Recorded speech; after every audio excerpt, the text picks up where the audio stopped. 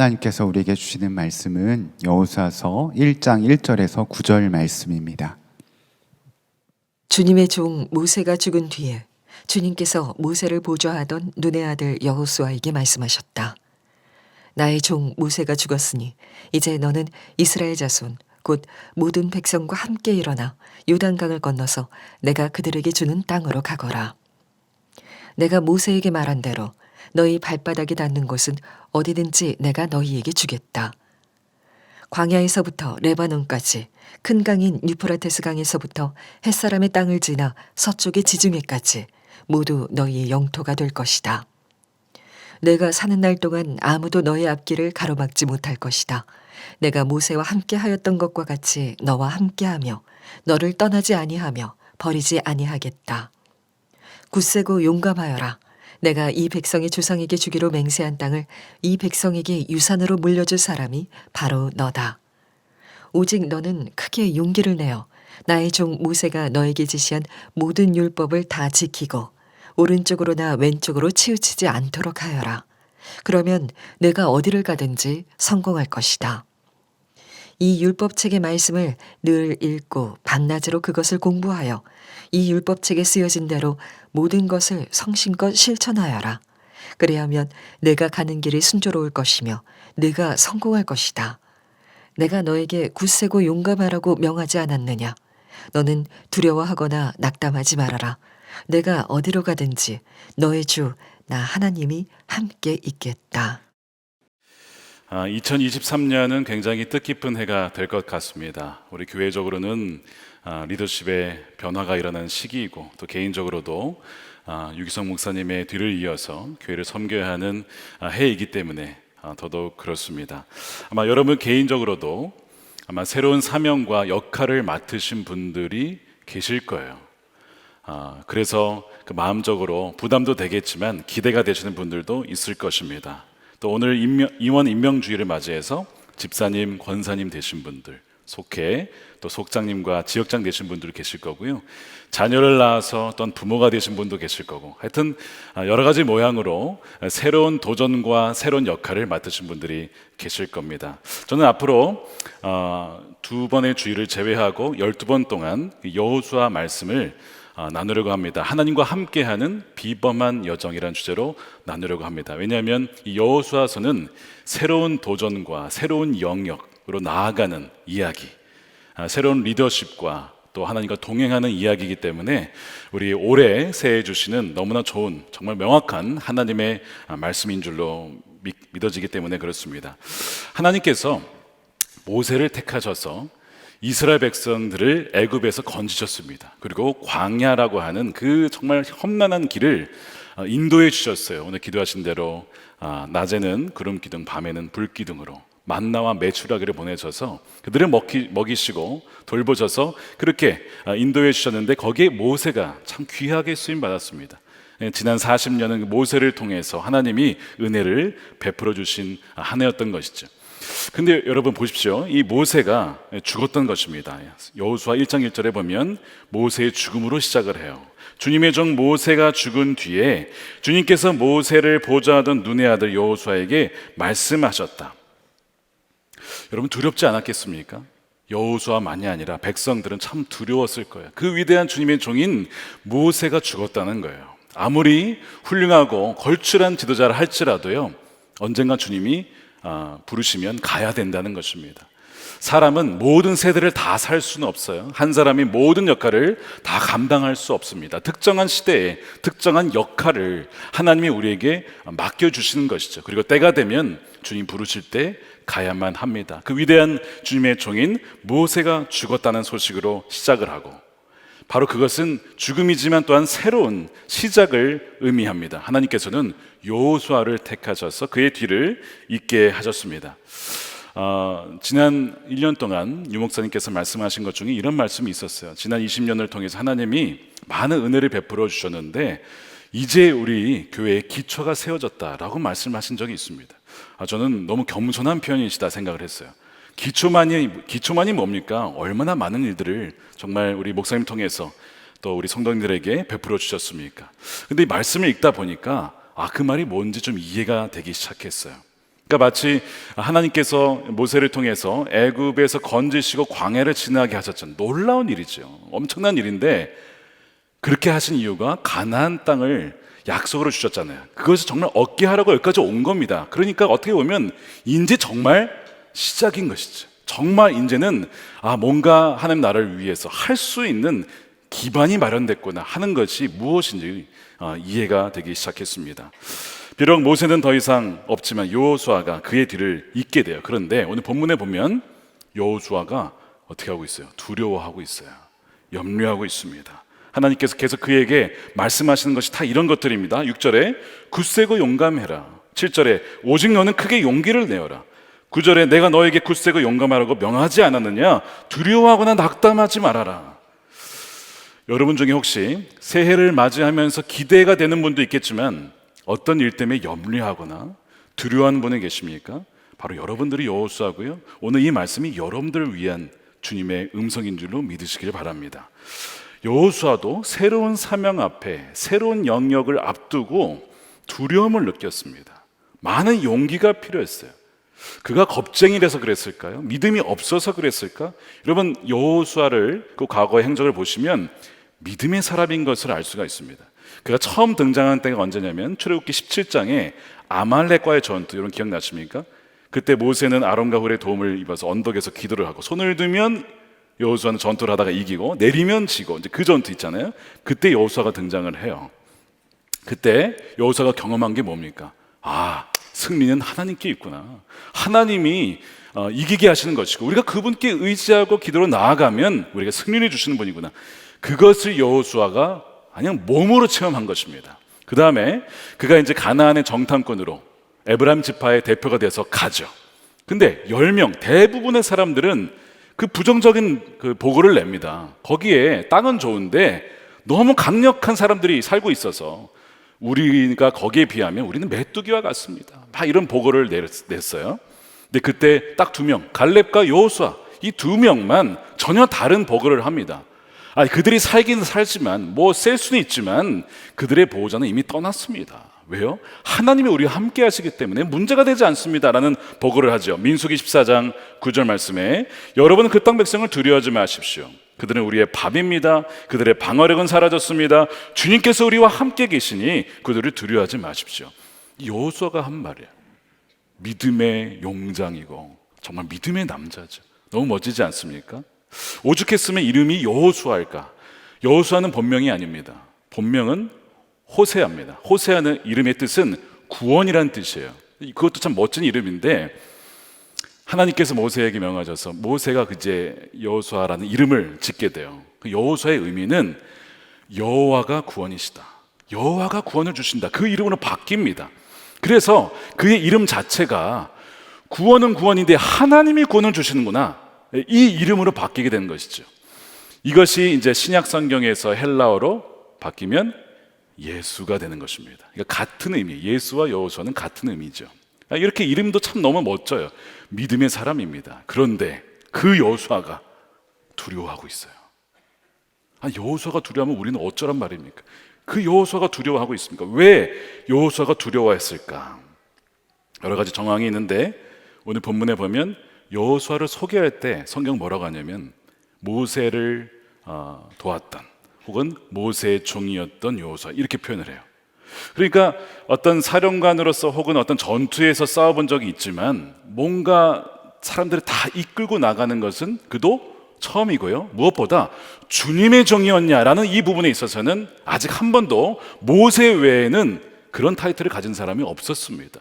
그러니까 믿음은 있긴 있었지만 이 커다란 사명을 감당하기에는 그의 믿음이 더욱더 깊어지고 견고해져야만 했다라는 거예요. 그 전에는 두려워서 이것을 나는 감당할 수 없겠다라고 느꼈던 것이 바로 여호수아입니다. 게다가 전임자 모세가 어떤 사람이에요?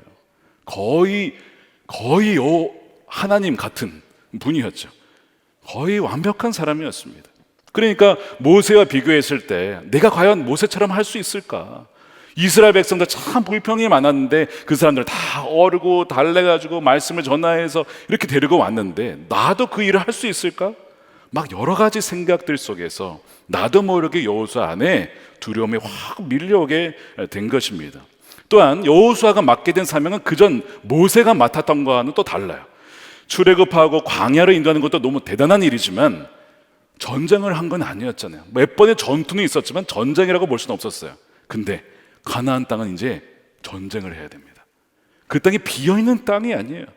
그럼 뭐 굉장히 그 약한 민족이 사느냐? 오늘 본문에 보시면 해쪽 속이 있어요. 해쪽 속.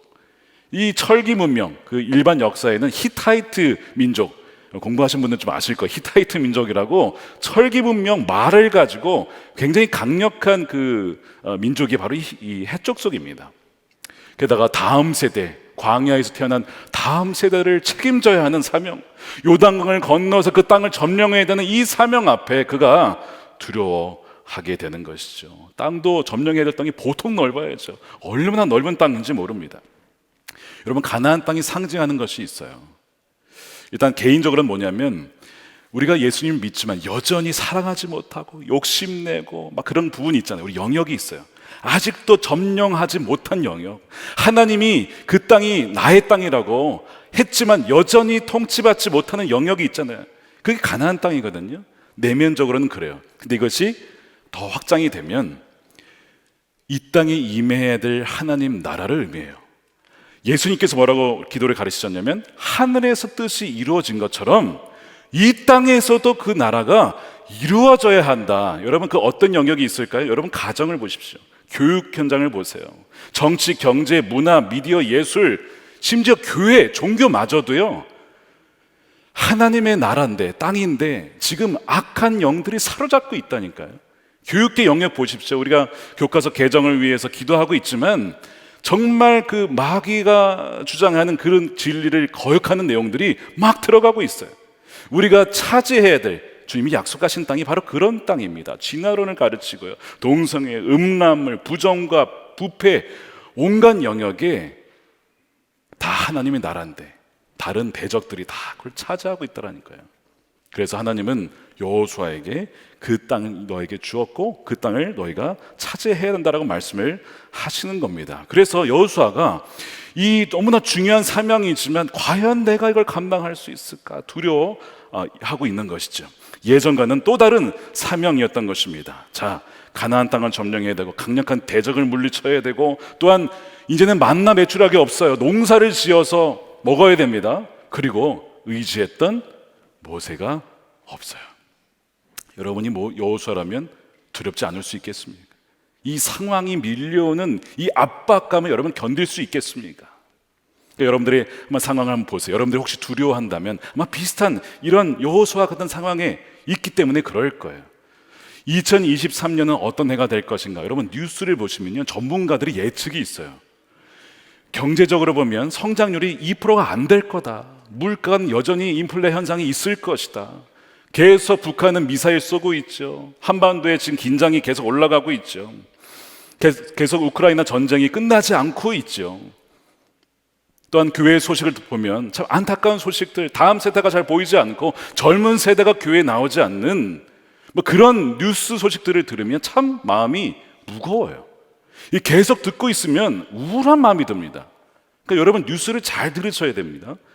우리가 사실을 파악하기 위해 뉴스를 들어야 할 필요는 있겠지만 계속 듣고 있다 보면 마음이 확 눌리게 돼요. 그때도 그랬습니다. 언제 그랬냐면 가나안 땅 정탐을 했던 10명이 뉴스를 내죠. 우리는 거기 못 들어갑니다. 우린 가면 죽을 겁니다. 우리 땅은 거기는 아닙니다. 막 이런 뉴스를 들으니까 그걸 들었던 백성들이 어떻게 반응했어요? 민수기 14장에 보면요, 밤새도록 울며 통곡을 했다니까요. 자, 보세요. 온 회중이 소리 높여 아우성 쳤다. 백성이 밤새도록 통곡하였다는 거예요. 뭐 듣고요? 뉴스 듣고. 그러니까 여러분, 뉴스를 계속 듣다 보면 그런 마음이 든다니까요, 정말. 근데 잘 보세요. 말씀에 주님께서 오늘 우리가 주야로 뉴스를 묵상해라 하셨습니까?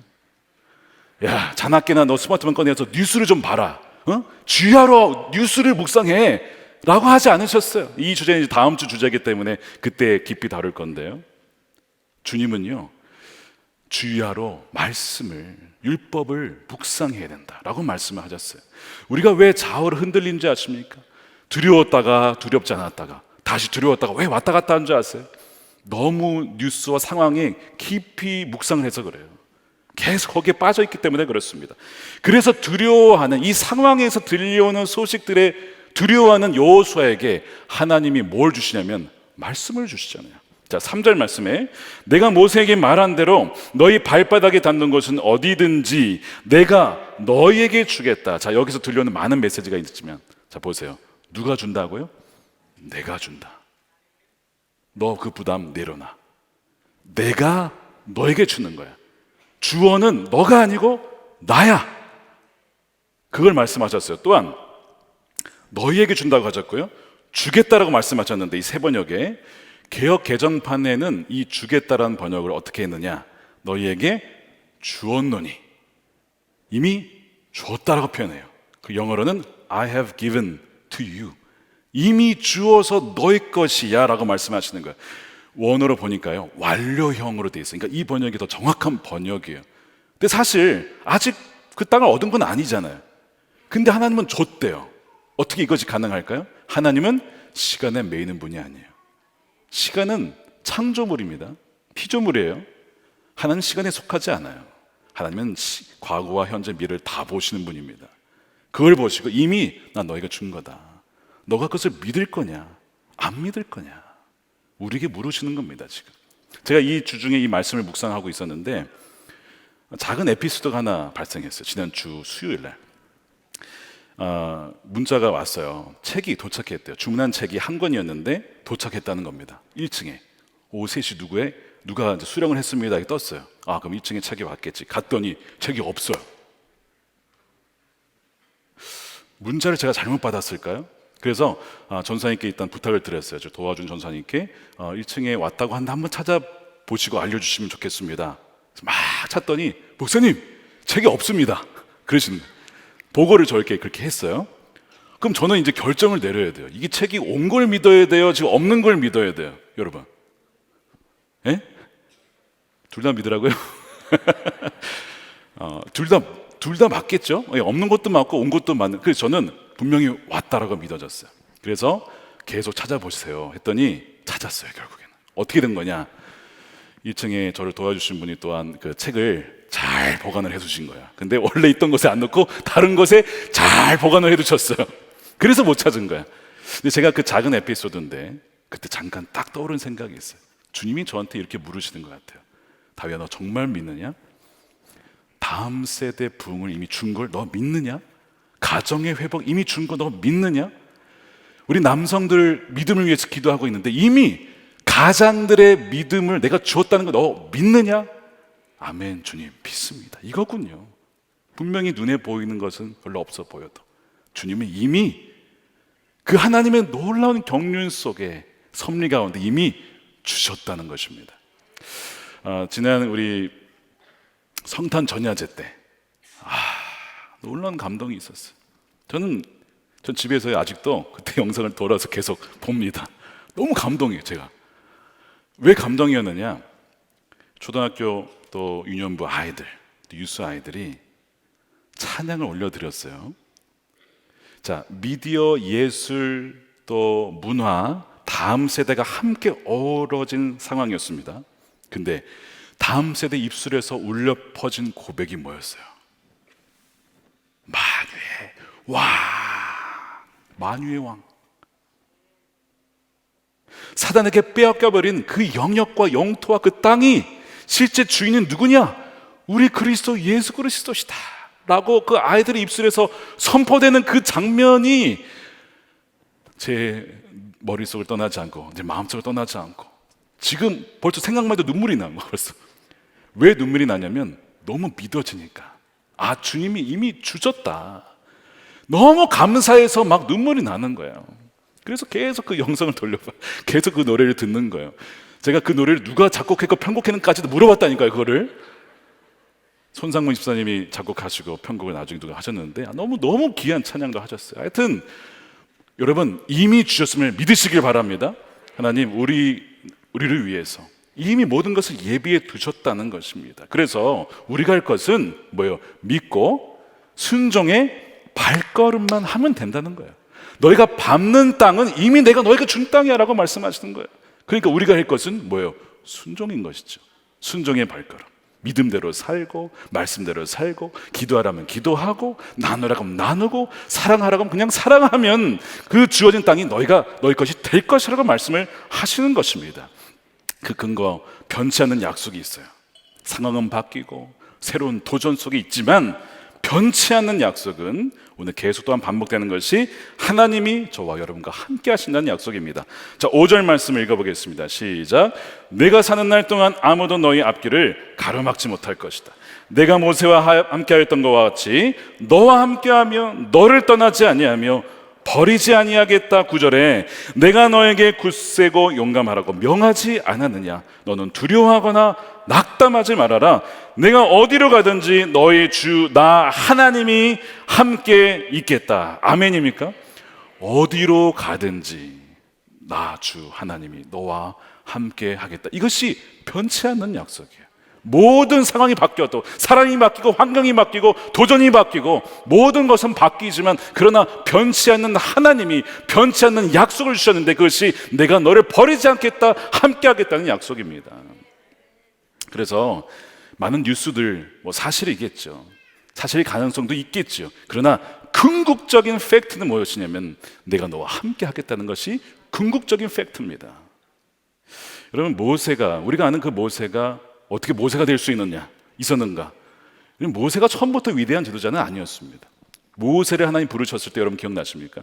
모세야 딱 나타나셔서 떨기나무에서 내가 너를 택했고 내가 너를 바로 왕에게 보낼 건데 내 백성을 내가 너를 통해 구원할 거야.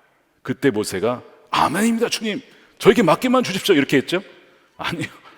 I'm sorry, 하나님 죄송합니다. 저는 혀가 뻣뻣하고 입이 둔해서 저는 말을 잘 할 줄 못하는 사람인데요. 거절을 했어요. 그랬더니 입을 누가 만들었느냐? 내가 너를 보낼 거야. 내가 너를 가르칠 거야. 막 그러면서 지팡이 가져와봐. 야 지팡이 갑자기 뱀이 돼. 뱀 됐지? 놀랍지? 나에게 그런 능력이 있어. 설득을 막 하나님이 하십니다. 너 저 꺼내봐. 갑자기 막 병이 막 생겨. 다시 집어넣어봐. 빼봐. 이러면서 다시 멀쩡해져. 하나님이 이러신다니까요. 참 모세 설득을 하려고 하여튼. 자 그러면 이제 이 정도 되면 여러분 믿어야 되잖아요. 그렇죠? 근데 두 번째 대답 여전히 I'm sorry 하나님 보낼 만한 사람을 좀 보내세요. 저는 아닙니다. 두려워하고 염려하고 머뭇거리고 심지어 뒷걸음치는 모세. 그게 모세였습니다. 모세였다고요. 그것이. 근데 오늘날 우리가 아는 그 위대한 지도자, 그 모세는 어떻게 모세가 될 수 있었나? 뭐라고 하십니까? 오늘 말씀에 내가 모세와 함께 하였던 것 같이 하나님이 함께 하셔서 그도 주님의 종, 위대한 주의 남자, 믿음의 남자가 된 것입니다. 그도 점점 시간의 감에 따라 주를 의지하고 신뢰함에 따라서 처음에는 사람과 환경에 따라서 자주 막 흔들렸던 자가 굳건하게 주만을 신뢰하는 우리가 지금 알고 있는 그 모세가 된 것입니다. 그래서 여러분, 그래서 하나님이 저와 여러분을 부르신 겁니다. 마치 모세와 같다는 거예요. 하나님 저는 못합니다. 저는 부족합니다. 보낼 만한 사람 보내주십시오. 저에게 이런 직분을 맡겨주셨습니까? 저에게 이런 역할을 맡겨주셨습니까? 근데 오히려 그것이 자격이에요. 하나님은 강한 자, 능력 많은 자, 계획 많은 자 못 쓰십니다. 나 너에게 플랜이 있는데 하나님 저에게 플랜이 다 있습니다. 자기가 계획을 다 짰어 이미. 하나님이 도와주시면 된다 이렇게. 그 사람 못 쓰는 거예요. 너에게 너무 계획이 많다. 나의 계획을 좀 말하고 싶은데 하나님 다 짰습니다. 걱정하지 마세요. 하나님이 쓸 수가 없는 거죠. 근데 하나님 저는 안 됩니다. 어떻게 저와 같은 자를 쓰시려고 하십니까? 그러므로 하나님 저는 오히려 주님을 신뢰하겠습니다. 그런 자를 하나님이 쓰시는 것이죠. 이것을 믿는다면 하나님이 여러분을 세우셨다는 것을 여러분 믿으셔야 합니다. 여러분 여호수아를 모세가 세웠죠? 아닙니다.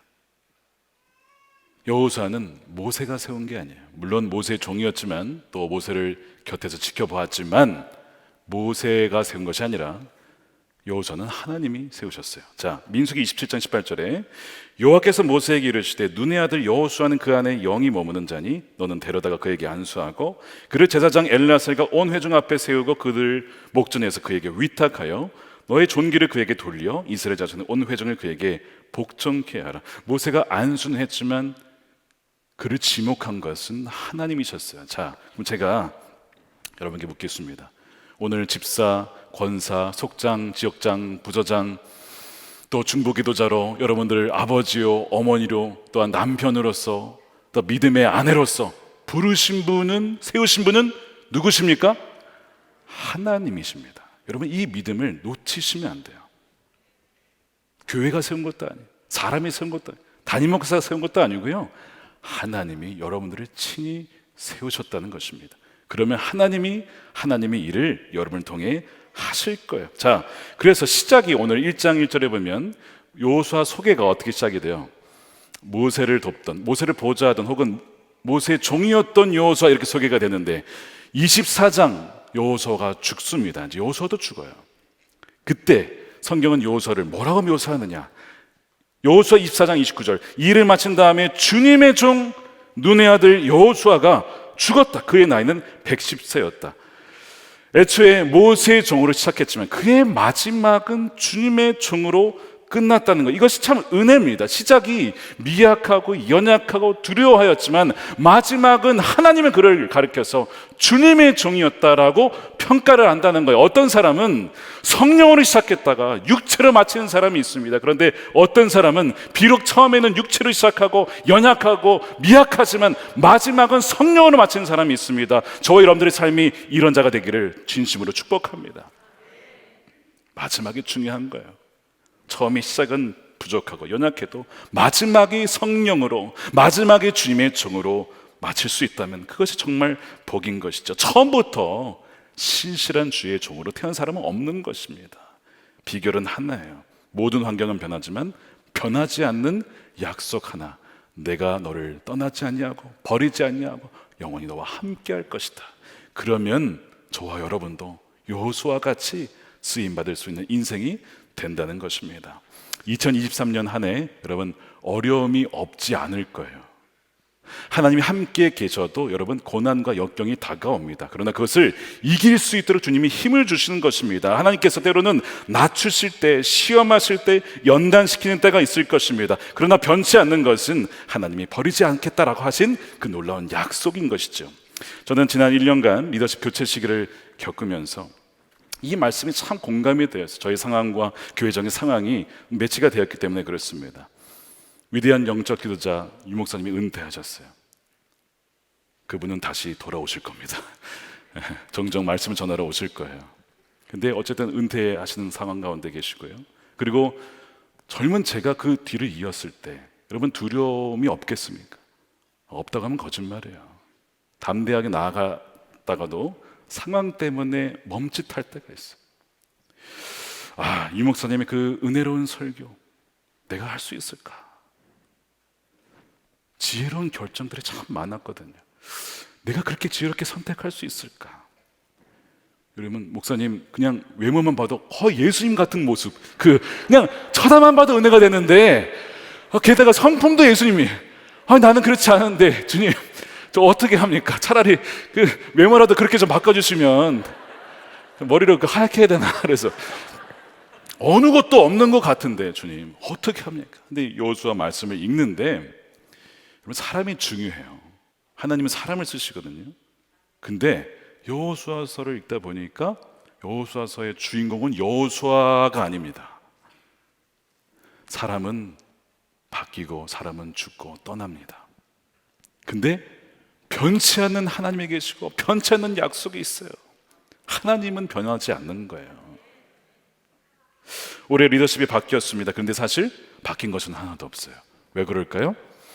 교회의 머리는 예수님이시기 때문에 그렇습니다. 이 교회의 주인은 예수님이기 때문에 그렇습니다. 이 교회의 담임 목사는, 진정 담임 목사는 누구예요? 예수님이시기 때문에 변한 것이 있어도 사실은 변한 것은 없는 거예요. 그렇기 때문에 그 변함없는 은혜와 변치 않는 그 약속으로 하나님이 어디로 가든 우리와 함께 하시겠다는 겁니다. 2023년도 쉽지 않은 한 해가 될 겁니다. 우리는 평범해요. 우리는 연약합니다. 그런데 하나님이 함께 하시면 우리의 여정은 어떤 여정이에요? 놀라운 피범한 여정이 될 것입니다. 2023년이 주님과 함께 동행하면 그분의 손을 꽉 붙잡고 어떤 험난한 길이 다가와도 역경이 있어도 주님과 함께 동행함으로 놀란 그 비범한 여정을 살게 되어지는 2023년 여러분들의 삶이 되시기를, 여러분들의 가정이 되시기를 주님의 이름으로 축원드립니다. 우리 함께 기도하겠습니다. 오늘 우리 성찬을 받을 텐데요. 성찬은 뭐죠? 하나님이, 주님이 우리와 함께 하신다라는 거잖아요. 주님이 이것을 할 때마다 기억하라고 하셨어요.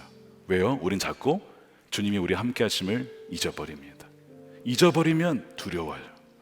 머뭇거려요. 염려가 돼요. 내가 감당할 수 있을까? 잊어버렸기 때문에 그래요. 그래서 성찬을 할 때마다 나를 기억하라. 내가 너를 떠나지 않을 거야. 버리지 않을 거야. 이 버리지 않겠다 다른 표현은 넌 실패하지 않는다. 넌 형통하게 될 거야. 어려움이 있겠지만 형통하게 될 거야.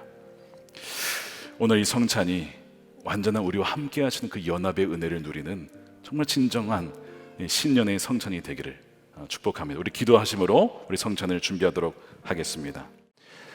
오늘 하나님께서 우리에게 주시는 말씀은 여호수아 1장 7절에서 9절 말씀입니다.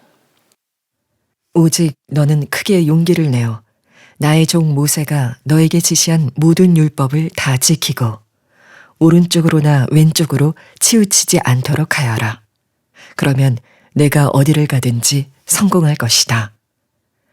이 율법책의 말씀을 늘 읽고 밤낮으로 그것을 공부하여 이 율법책에 쓰여진 대로 모든 것을 성심껏 실천하여라. 그리하면 내가 가는 길이 순조로울 것이며 내가 성공할 것이다. 내가 너에게 굳세고 용감하라고 명하지 않았느냐? 너는 두려워하거나 낙담하지 말아라. 내가 어디로 가든지 너의 주, 나 하나님이 함께 있겠다. 하나님과 함께하는 비범한 여정, 우리 두 번째 시간이 되겠습니다. 형통의 비결이란 제목의 말씀을 나누려고 합니다. 우리 지난주 말씀 기억나십니까? 하나님께서 약속하셨어요. 하나님이 저와 여러분들을 떠나지 않고 버리지 않고 함께 하시겠다고 약속하셨고요. 또한 이미 그 땅을 주었다라고 약속하셨습니다. 오늘은 지난주에 다루지 않은 부분을 다루려고 하는데 바로 형통하리라에 대한 약속의 말씀입니다. 오늘 번역에는 이렇게 성경이라고 번역이 되었지만 우리 개역 개정판에는 형통이라고 번역을 했습니다. 저는 형통이라는 번역을 좀 더 선호하는데요. 7절과 8절에 보시면요, 어디로 가든지 형통하리니 내 길이 평탄하게 될 것이며 내가 형통하리라. 여러분, 형통이 뭘까요? 만사형통, 모든 일이 뜻대로 잘 된다, 이런 뜻인데요. 성경이 말하는 형통은 내 뜻대로 잘 되는 것이 아니라 하나님의 선하신 뜻대로 모든 것이 잘 이루어지는 것, 이것이 성경이 말하는 형통입니다. 저는 바라기를 2023년도가 정말 이 형통하게 되어지는, 여러분들의 삶에 형통이 이루어지는 한 해가 되시기를 축복합니다. 그래서 시편 1편에 보면 복 있는 사람은 누구냐? 형통한 자라고 했습니다. 그래서 시편 1편 3절에 보면 그는 시냇가에 심은 나무가 철을 따라 열매를 맺으며 그 잎사귀가 마르지 아니함 같으니 그가 하는 모든 일이 다 형통하리로다. 세 번역은 하는 일마다 잘 될 것이다. 복 있는 사람이 형통한 사람이고요, 형통한 사람은 복 있는 사람입니다. 하나님이 선하신 뜻대로 잘 되는 것이 형통이다 보니 오해하지 말아야 될 것이 있습니다. 여러분, 형통하다고 해서 아무것도 하지 않아도 된다는 뜻이 아닙니다. 수고하지 않아도 된다는 뜻이 아니고요, 고난이 없다, 역경이 없다, 그런 뜻은 아닙니다. 왜냐하면 하나님이 뜻하신 고난이 있고 하나님이 우리를 위해 주신 역경이 또한 있기 때문에 그래요. 그 과정을 지나야만 우리가 성장하고 성숙할 수 있기 때문에 주시는 고난이 있습니다. 그것마저도 다 없어진다는 뜻은 아니라는 것이죠. 그래서 여호수아서를 여러분 쭉 읽어보시면 여러분, 많은 전쟁과 전투가 있습니다. 그러니까 그런 것이 없다는 것이 아니에요. 많은 전투가 있지만 그러나 그 모든 어려움과 역경과 장애물을 능히 이길 수 있도록 하나님이 힘을 주신다는 것입니다. 또한 성경에 보면 창세기에 요셉과 함께 등장하는 표현 중에 하나가 형통입니다. 그러니까 성경은 요셉을 묘사할 때 형통하다는 표현을 자주 써요. 근데 희한하게 뭐냐면 그가 어떤 상황이 있을 때였냐면 그가 애굽으로 종으로 팔려갔을 때, 또한 그가 억울하게 성희롱으로 누명을 쓰고 감옥에 갇혔을 때 그가 형통했다 이런 표현을 쓰거든요. 창세기 39장 23절에 간수장은 감옥의 간수장이죠. 그의 손에 맡긴 것을 무엇이든지 살펴보지 아니하였으니 이는 여호와께서 요셉과 함께 하심이라 여호와께서 그를 범사에 형통하게 하셨더라. 이 형통을 우리가 생각하는 일반적인 형통으로 이해하면 아니 감옥에 갇힌 것이 뭐 형통입니까? 근데 성경은 하나님이 그와 함께 하시고 그가 형통하더라 이렇게 표현을 써요. 왜냐하면 그 요셉의 그 시간들, 그 장소, 역경과 갇힌 시간, 그 시간과 장소가 하나님이 정하신 시간이고 장소이기 때문에 비록 감옥에 있지만 그는 하나님이 뜻하신 길로 가고 있어요. 그래서 형통한 것입니다. 이렇게 성경은 그 묘사를 하고 있는 거예요. 그렇기 때문에 여러분 실망하지 마십시오. 지금 실패한 것 같습니까? 낭망한 것 같습니까? 좌절한 상황에 있습니까?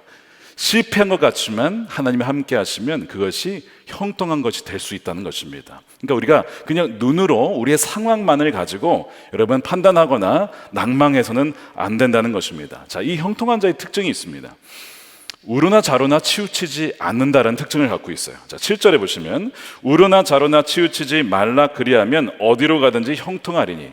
자, 우로나 좌로나 치우치지 아니하며 형통하고요. 형통한 자의 특징은 우로나 좌로나 치우치지 않는다는 것이죠. 정도를 걷는다는 거예요. 길에서 벗어나지 않는다는 것입니다. 설령 벗어날 때가 있지만 다시 그 자리로 돌아오는 자가 형통한 자입니다. 그래서 이 치우치지 않는 것과 형통이 연결되어 있다는 것이죠. 새 찬송가 325장 예수가 함께 계시니라는 찬송가가 있습니다. 가사에 보면 날마다 주를 섬기며 언제나 주를 기리고 그 사랑 안에 살면서 그 다음 뭐예요? 딴 길로 가지 맙시다라는 찬양입니다. 다시 한번 딴 길로 가지 맙시다. 딴 길로 가지 않는 자가 형통한 자입니다.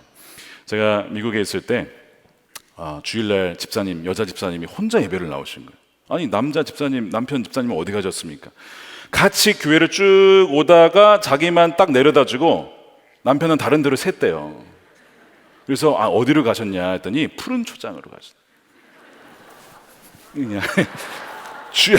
주와 함께하는 푸른 초장 골프 치러 가신 거예요. 골프 치지 말라는 것이 아니라 여러분 주일날은 딴 길로 가면 안 됩니다. 자, 다 같이 다시 딴 길로 가지 맙시다. 딴 길로 가면 안 된다는 것이죠. 복 있는 자는 누구냐? 형통한 자는 딴 길로 가지 아니하고 주님이 정하신 말씀대로의 그 길을 가는 사람입니다. 자, 이 치우치지 않는다는 것을 두려움으로 한번 적용해 보면 이런 겁니다. 지난주에 우리 두려움을 다루었지만 두려움은 어느 정도 필요합니다.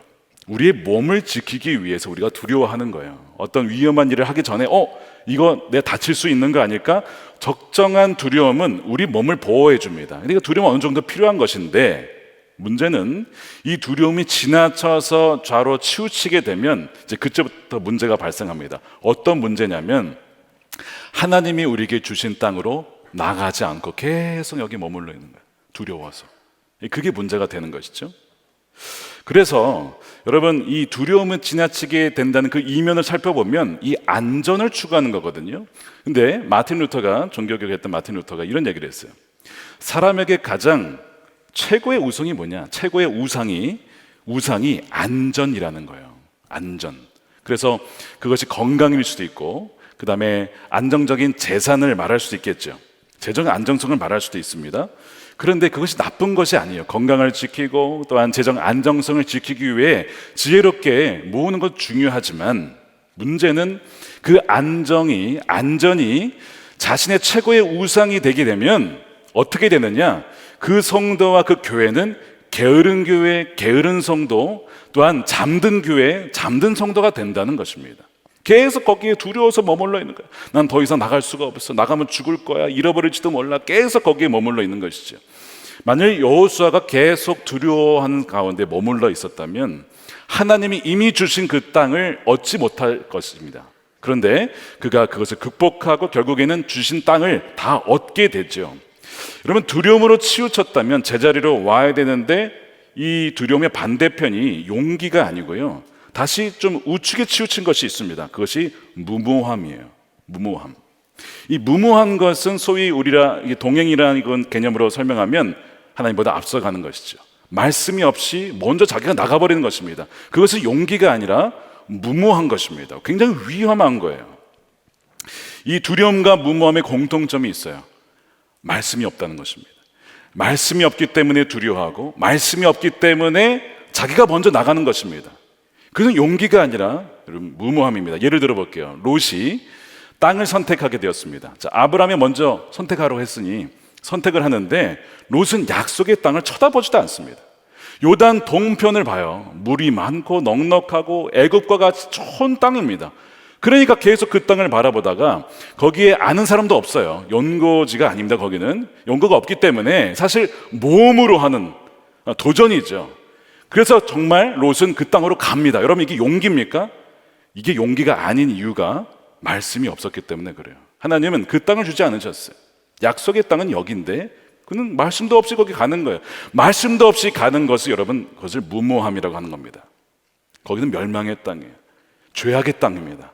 가지 말아야 할 땅입니다. 근데 담대하게 가는데 담대한 것이 아니라고요. 결국에는 그 얼마 안 되어서 그 소돔과 고모라 지역의 전쟁에 휘말려서 죽을 뻔하죠. 겨우 하나님의 은혜로 아브라함을 통해서 건져냅니다. 자, 그러면 이제 더 이상 거기 살면 안 되는데요. 계속 거기 머물러 있어요. 담대하죠? 담대한 게 아니라고요. 무모한 거라고요. 빠져나왔어야 돼. 계속 거기 주저앉아 사는 거예요. 계속. 나중에 어떻게 되죠? 모든 평생 모아뒀던 자산 다 잃어버립니다. 사랑하는 아내 뒤돌아보다가 소금 기둥이 되어버리죠. 딸 둘 겨우 살려가지고 나온 거예요. 그것도 하나님의 은혜로. 아브라함의 기도가 아니었으면 그도 죽을 것인데 근데 멸망당하지 않고 살아나게 된 것이죠. 이것이 롯의 무모함이었습니다. 여러분 기억하셔야 돼요. 형통하지 않은 거예요. 복이 되지 못한 거예요. 그 모델이 롯이었다는 것을 여러분 아셔야 됩니다. 자, 그래서 두려움에 빠지지도 않고 무모함에 빠지지도 않고 담대하게 그 길을 용기 있게 걸어가는 그 비결, 형통하게 되는 비결이 뭐냐? 오늘 본문에 세 가지를 얘기하는데요. 첫 번째가 무엇이냐면 이 율법책을 내 입에서 떠나지 말게 하라는 것입니다. 8절에 이 율법책을 내 입에서 떠나지 말게 하며 이렇게 말씀을 하고 있어요. 자, 궁금하지 않습니까? 왜 눈에서 떠나지 말게 하라 라고 하지 않고 귀에서 떠나지 않게 하라 하지 않고 입이라고 했을까? 여러분 성경을 읽으실 때 질문을 해야 됩니다. 그래야 성경이 말을 해요. 우리한테 말씀을 하십니다. 왜 입이라고 하셨을까?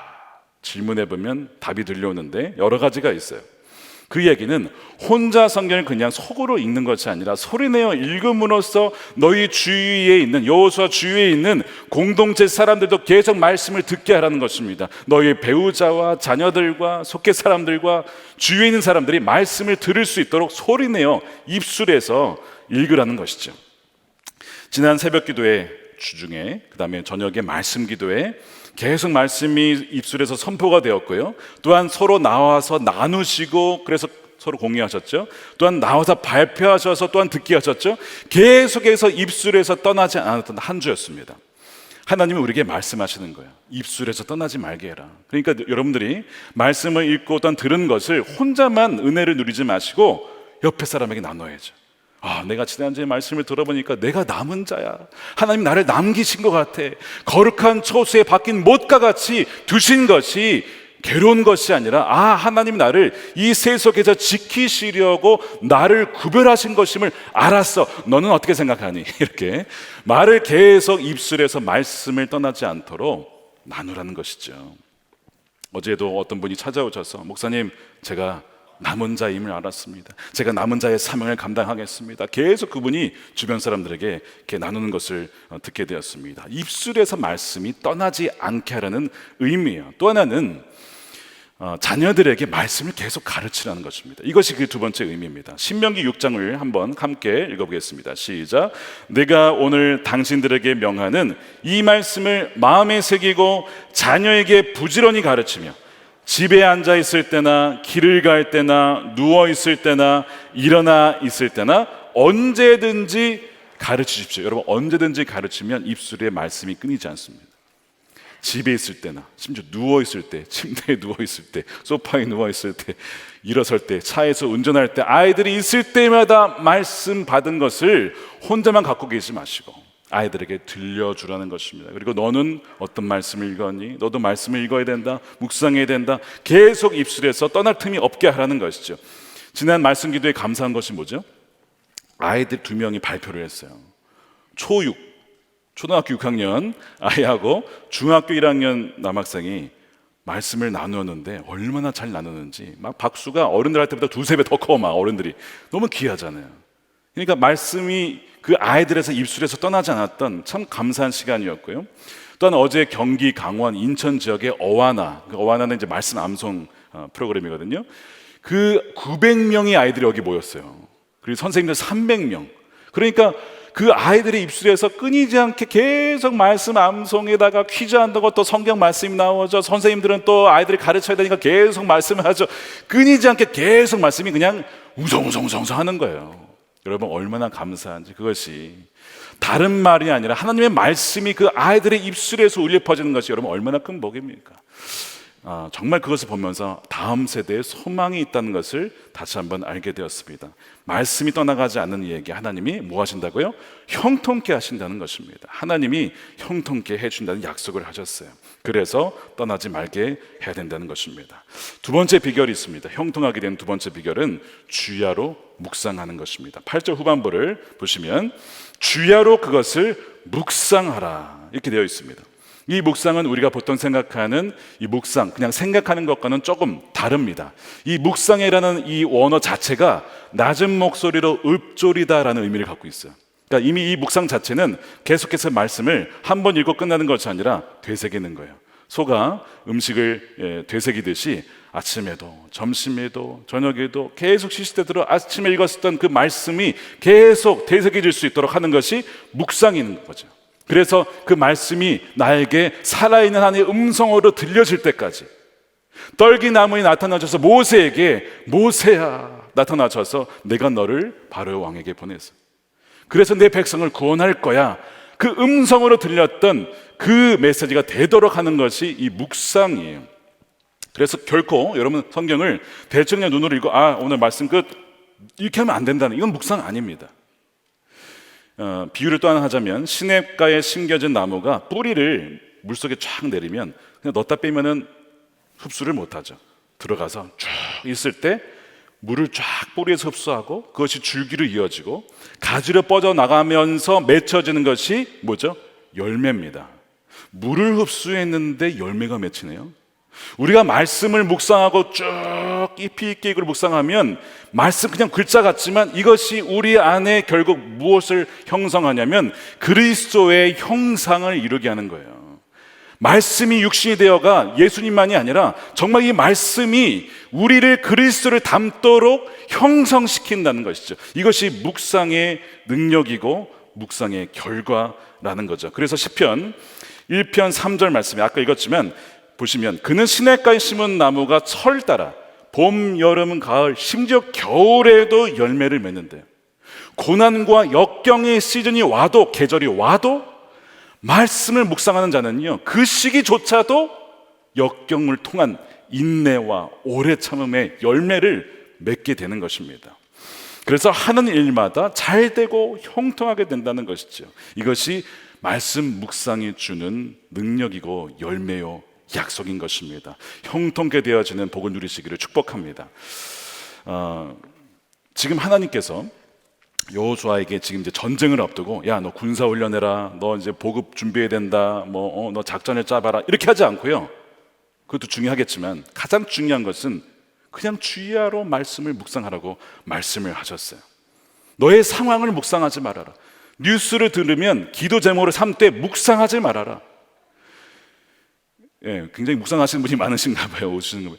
말씀을 묵상하여서 그것이 너에게 앞에 주어진 2023년도의 수많은 전투와 전쟁을 앞두고 가장 잘 준비하기 위한 방법이다.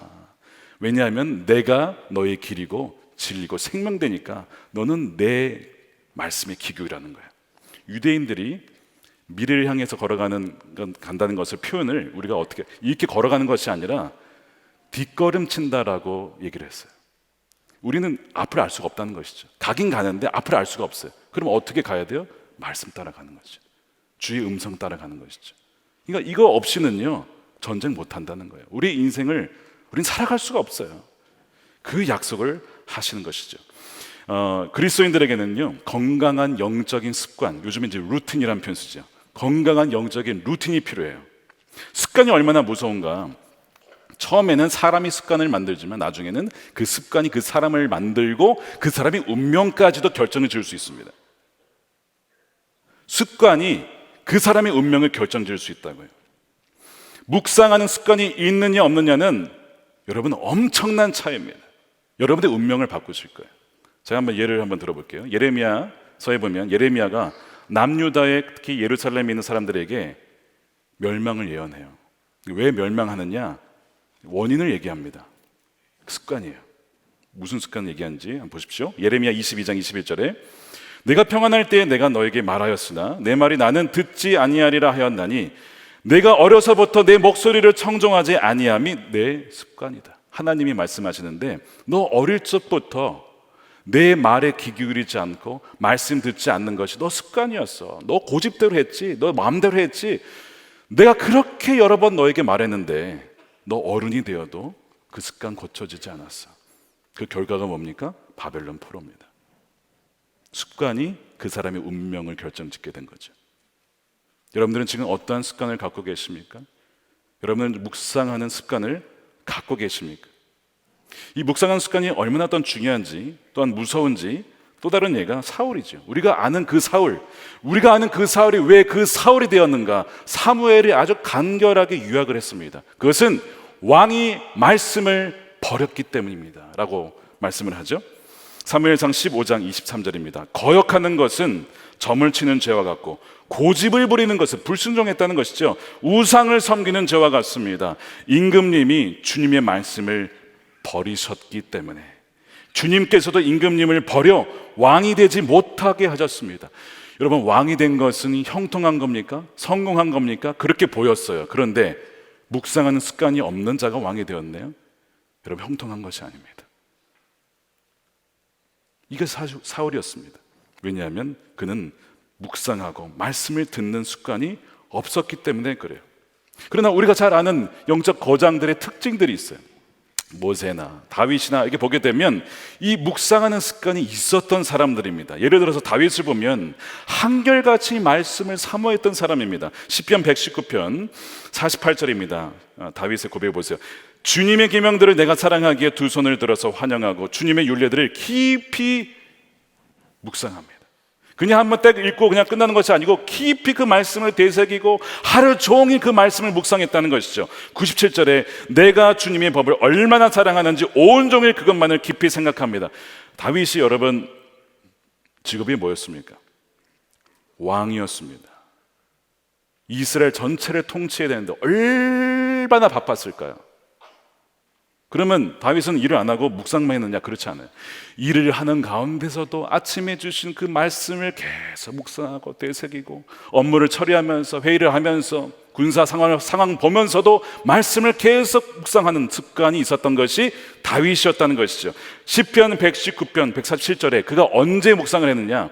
아침에 새벽에 주님의 말씀을 갈망하여 날이 밝기도 전에 일어나서 울부짖으며, 이거 뭐예요? 새벽 기도입니다. 새벽 기도. 여러분, 새벽 기도를 하라는 거예요. 다윗은 새벽에 일어나서 울부짖으며 기도하며 그 다음에 뭐예요? 주님의 말씀을 묵상하다가 뜬 눈으로 심지어는 밤을 지새우게 됐던 것이 다윗의 삶이었습니다. 왜 그가 별명이 하나님 마음에 합한 사람이냐? 이유가 뭐예요? 말씀을 묵상하다 보니까 하나님 아버지의 마음이 나의 마음이 되고 하나님 아버지의 뜻이 나의 뜻이 되어서 그가 하는 것마다 다 아버지의 마음과 뜻이었습니다. 그래서 내가 그를 통하여 내 뜻을 다 이룰 것이다 라고 말씀을 하시잖아요. 다윗은 형통한 자였습니다. 이것이 형통한 자의 비결이라는 것이죠. 말씀을 갈망하고 묵상하고 결국 그래서 아버지의 마음이 그의 마음이 되는 것입니다. 올해 이제 교구별로 성경 통독을 시작하셨죠. 교구별로 시작하셨는데 아직 시작하지 않으신 분들은 빨리 같이 신청하셔야 됩니다. 그러니까 같이 이 습관을 만들기에는 함께하는 것이 가장 좋거든요. 그래서 교구별로 여러분 시작하셔야 돼요. 저희 가정은 1월 1일이 되면 꼭 하는 것이 있어요. 말씀 통독을 같이 다시 시작합니다. 그러니까 작년에는 맥체인 성경으로 우리 온 가족이 다 읽었어요, 아이들. 그래서 다 제가 격려해주고 상품도 주고 막 그랬는데 다시 1월 1일이 되어서 다른 읽기표로 성경을 읽기 시작했습니다. 창세기부터 다시 시작하는 거예요.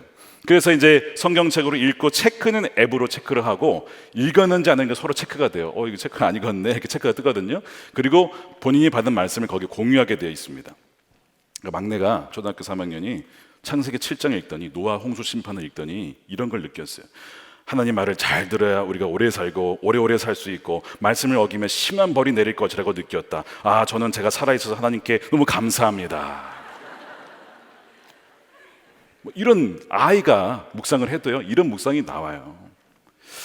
여러분, 깊이 묵상하여서 정말 그 형통케 되어지는 주님과 동행한 한 해가 되시기를 축복합니다.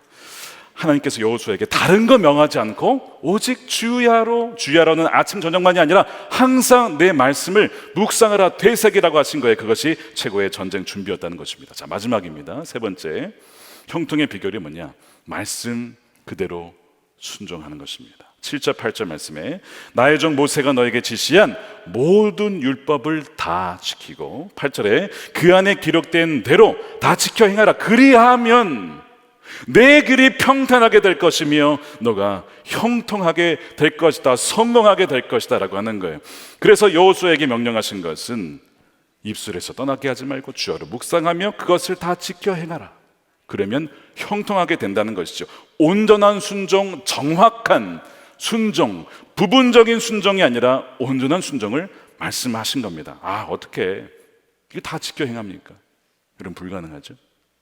근데 그 전에 5절에 그래서 하나님이 약속하신 것이 모세와 내가 함께 했던 것 같이 너와 함께 할 거야. 너의 힘으로는 할 수 없지만 나가 같이 하면, 성령으로 함께 하면 너는 그 말씀을 지켜낼 수 있어, 순종할 수 있어 라고 말씀을 하시는 겁니다. 여호수아의 인생을 가만 처음부터 살펴보면 그의 삶에는 말씀에 순종한 자가 받는 형통과 복이 무엇인지가 이미 새겨져 있습니다. 여호수아가 누구냐? 성경에 보면 꼭 나오는 표현이 있어요. 눈의 아들 여호수아입니다. 근데 이 눈의 아들이라는 것은 이 눈 아닙니다. 이 눈 아니에요. 눈은 사람 이름입니다. 그러니까 여호수아 아버지의 이름이 눈이에요. 눈의 아들 여호수아라고 되어 있고 역대상에 보면 10장에 그가 장자입니다. 여호수아가 장자예요. 근데 그 아버지 눈은 에브라임 지파 출신인데 애굽의 노예였습니다. 그러니까 히브리 사람들이 다 그 당시에 노예였죠. 이집트에서 종살이를 한 겁니다. 노예였는데 아들을 낳았는데 그 아들도 여호수아도 노예가 된 거죠. 자, 그 상황이었어요. 그런데 하나님께서 모세와 아론을 통해서 유월절 규례를 말씀하셨어요. 너 양을 잡아다가 몇째 날에 각을 떠서 그다음에 고기는 먹고 뭐 이렇게 쫙 얘기를 하시잖아요. 피를 문설주에 발라라. 딱 하나하나 말씀하시죠. 그러면 장자가 죽는 그날에 너희의 가정은 아무도 죽지 않을 거야. 말씀대로 그들이 행합니다. 그래서 여러분 보십시오. 출애굽기 12장 28절에 이스라엘 자손이 물러가서 어떻게 해요? 그대로 행하되 여호와께서 모세와 아론에게 명령하신 대로 행하였더니 어떤 일이 벌어졌어요? 아무도 죽지 않았다는 것입니다. 애굽의 장자들은 죽었어요. 심판이었습니다. 그런데 이스라엘 지역에 있는 어떤 가정도 장자는 죽지 않았습니다. 그런데 누가 장자였다고요? 여호수아. 눈의 아들 여호수아는 장자였어요. 그가 그걸 본 거죠. 말씀대로 행하였더니 하나님 나를 구원하셨구나. 여호수아 이름의 뜻이 뭐예요? 지난주에 말씀드렸어요. 여호와는 구원이시다. 여호와께서 구원하신다. 자기 인생 자체가 애굽에서 죽을 수 있었던 삶인데 하나님이 나를 구원하셨어. 어쩔 때요? 어떻게 했을 때? 말씀대로 순종하였더니 구원하셨다는 것이죠. 그래서 하나님이 여호수아에게 야, 너 다 지켜 행하라 했을 때 무거운 짐과 멍해로 느껴지는 것이 아니라 아멘입니다. 하나님, 정말 우리 가정 자체가 말씀에 순종하여 산 집안이기 때문에 이 말씀이 그대로 이루어질 수 있도록 순종하겠습니다. 그래서 이제 다음 주에 보겠지만 끝나자마자 여호수아가 명령을 내리자 말씀 그대로 행합니다. 그래서 뭐가 되는 거예요? 형통하게 되는 거예요. 그가 하는 일마다 잘 되게 되는 것입니다. 그의 선조들이 말씀대로 행한 것을 보았고 자신의 인생 자체가 그 구원의 은혜였기 때문에 형통으로 가는 길은 오직 순종이라는 것을 그는 잘 알고 있었던 것입니다. 이미 간증한 적이 있지만 2013년에 이민교회로 가야 되냐, 미국 교회로 가야 되냐, 한국으로 가야 되냐, 다른 공부를 해야 되냐, 여러 가지 막 할 때에 저와 아내가 묵상하던 본문이 사도행전 와서 우리를 도우라 말씀이요, 이게 그냥 문자가 아니고 제 심령이 확 바뀌어지는 살아있는 주의 음성으로 들렸어요. 아, 도우라는 것이구나. 그러면 어디가 가장 어려울까 보니까 그 교회 가장 어려운 것이죠. 아, 그러면 주님이 부르신 것이다, 순종하자. 그냥 간 거예요. 주위 사람들은 가지 말라는 간 것이죠. 힘든 일이 있었습니다. 어려움도 있었습니다. 역경도 있었습니다. 그러나 와서 우리를 도우라라고 말씀하신 분이 주님이시니까 주님께서 또한 도우실 것임을 믿고 정말 감사하게 목회를 했어요. 그때 제가 묵상하지 않고 순종하지 않았다면 저희 삶은 아마 없었을 것입니다. 작년에 지역장님들 뵈러 제가 교구를 쫙 이렇게 순회하면서 제가 작년 그 여름과 가을 이렇게 걸쳐서 뵀습니다. 그때 요셉의 한 지역장님이 저에게 이런 질문을 던지셨어요. 목사님, 한국어로 청빙 받으실 때 받으신 말씀이 있으신지요? 말씀이 없었으면 어쩔 뻔했습니까? 다행히 받은 말씀이 있었어요. 그래서 그걸 나눴거든요. 제가 오늘 여러분들에게 나눕니다.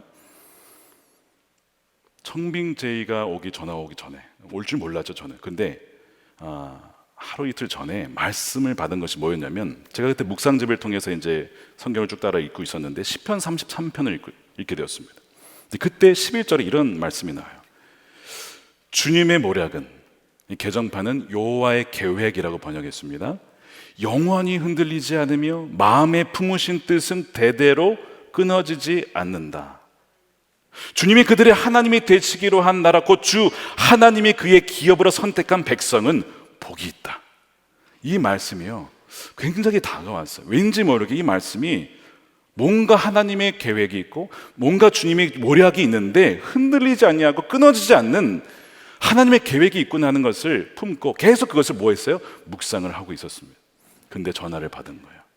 자, 그러니까 제가 어떤 생각을 했겠습니까? 아, 하나님이 뭔가 감추어진 하나님의 계획이 있구나, 하나님의 뜻이 있구나, 하나님 뭔가 다 이미 세우신 것이 있구나 하는 것이 믿어졌기 때문에 비록 두려움도 있었고 또한 떠나기도 쉽지 않은 상황이었지만 순종함으로 발걸음을 내딛게 된 것입니다. 순종하는 자에게 하나님이 형통의 은혜를 주시기 때문에, 그래서 그 발걸음을 지금 한 걸음 한 걸음 가고 있는 것입니다. 여러분, 하나님께서 오늘 약속하셨잖아요. 너가 형통할 것인데 뭐라고 말씀하셨어요? 말씀이 입에서 떠나지 않고 또한 주여를 묵상하고 또한 이 말씀을 그대로 순종할 때에 너희는 형통하게 될 거야. 저는 바라기를 2023년도가 정말 이 말씀 그대로 순종하고 주여를 묵상하여서 정말 주님과 함께 나아가는 비범한 여정이 되는 2023년이 되시기를 주님의 이름으로 축원합니다. 여러분, 흔들리지 마십시오. 일시적인 형통이 아닙니다.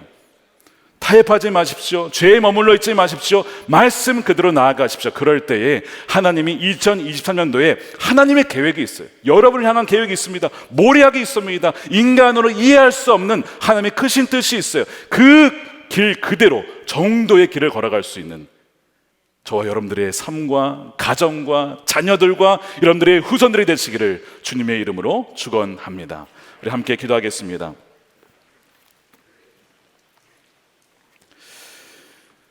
우리 함께 기도할 때 2023년도 새로운 시작이지만 여러분, 형통으로 가는 이미 옛 길이 있어요. 옛 길. 이미 주님께서 말씀하신, 예전부터 말씀하신 옛 길이 있습니다. 형통의 비결이 있습니다. 우리가 그 비결을 따라 가기를 소망합니다. 이 시간에 우리 함께 기도할 때, 주님, 2023년도 우리는 마치 뒷걸음치듯이 가는 인생 같습니다. 한 치 앞도 우리는 알 수가 없어요. 그런데 주님은 아시잖아요. 주님은 2023년도의 앞길이 어떨지 주님은 아시잖아요. 주님의 계획이 있습니다. 주님의 모략이 있습니다. 주님, 우리가 입술에서 주의 말씀이 떠나지 않도록 하겠습니다. 주야로 묵상하겠습니다. 순종하겠습니다. 우리 역할을 할 때니 하나님께서 하나님의 일을 하셔서 2023년도가 정말 복되고 형통케 되어지는 한 해가 되게 해달라고 우리 함께 기도하도록 하겠습니다. 오늘 우리에게 주시는 하나님의 말씀은 여호수아 1장 10절에서 18절입니다. 그리하여 여호수아는 백성의 지도자들에게 명령을 내렸다. 진을 두루 다니며 백성들에게 알리시어 양식을 예비하고 지금부터 사흘 안에 우리가 이 요단강을 건너 주 우리 하나님이 우리에게 주셔서 우리가 소유하게 될 땅으로 들어가 그 땅을 차지할 것이라고 말하시오. 여호수아는 르우벤 지파와 갓 지파와 므낫세 반쪽 지파에게 말하였다. 주님의 종 모세가 당신들에게 이르기를 주 당신들의 하나님이 당신들에게 요단강 동쪽의 이 땅을 당신들이 편히 쉴 곳으로 주실 것이라고 하였으니 당신들은 이 말을 기억하십시오. 당신들의 아내들과 어린아이들과 집짐승들은 모세가 당신들에게 준 요단강 동쪽 땅에 머물러 있게 하십시오. 그러나 당신들의 모든 용사들은 무장을 하고 당신들의 동족보다 앞서 건너가서 그들을 도와주십시오.